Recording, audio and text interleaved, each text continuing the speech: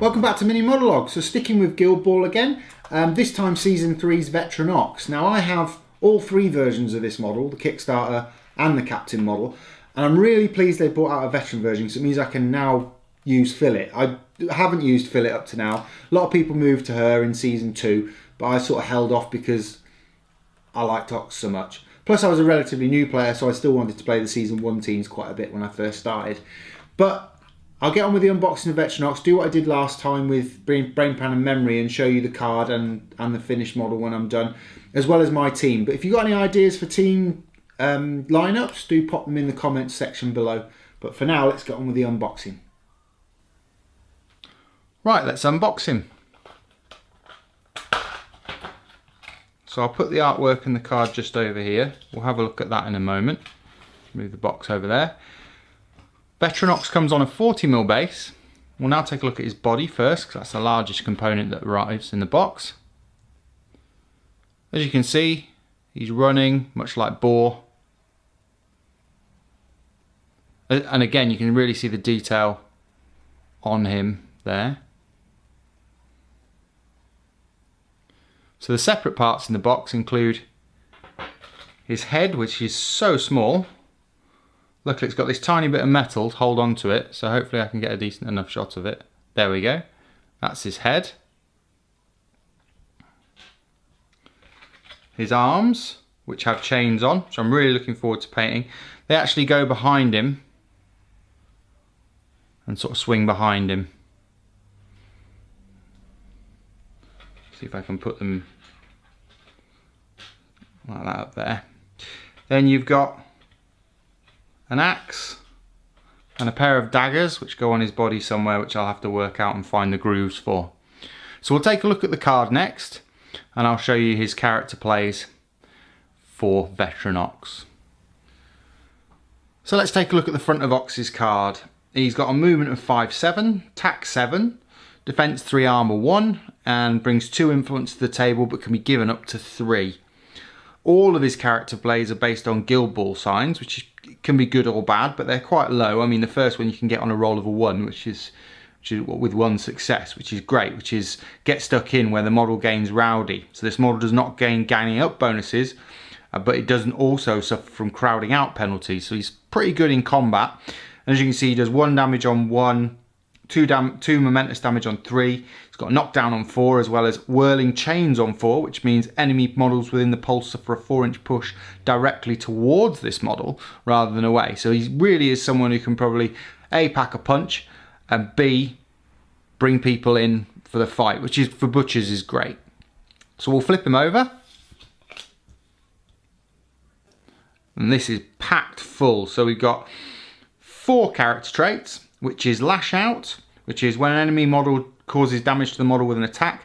After the attack is resolved, the enemy model suffers 1 damage. So even if you attack Ox, you end up taking damage, which is really cool. Never Say Die. At the end of this model's activation, this model recovers 1 HP. So that's very similar to Boar's was. So that's cool. The Old Ways.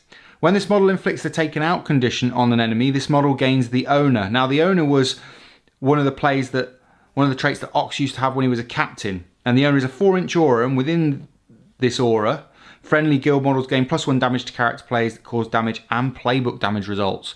So he can really start packing in the damage when he starts taking people out. So he's a fighter, good and proper. And he's vindictive, which means he pays 1 less influence to charge when targeting anyone with a named character type. In this case, it's male.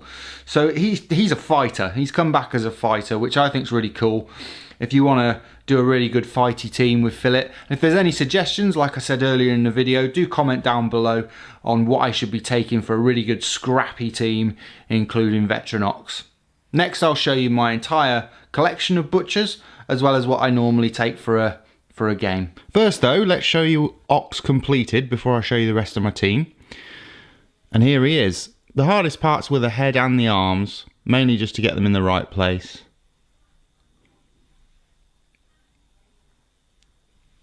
The axe and the daggers go on his sides, one on each hip. I don't think they're interchangeable. I went with the axe on the left and the daggers on the right hip. I think this is a really great dynamic looking model again from Steamforged. They're great at making them look like they're part of the action the whole time. You'll find getting the head in the right position so it looks right will take you a few goes.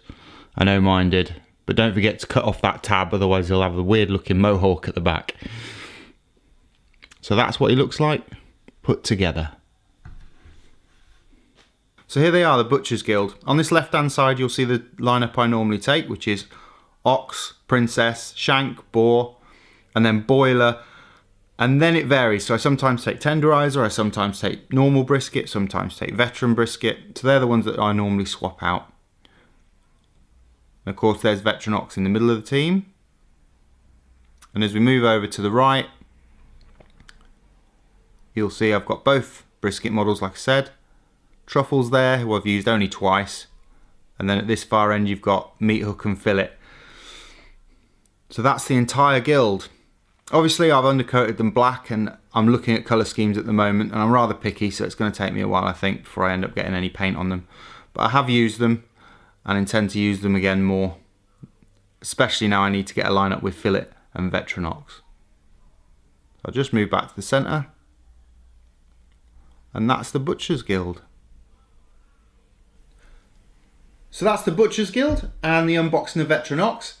Unfortunately there's no more models I need to get for the Butcher's Guild, so it'll be all about painting these guys and choosing a colour scheme for them. But don't forget to comment, like, share and subscribe, and I'll see you next time on Mini-Modelog.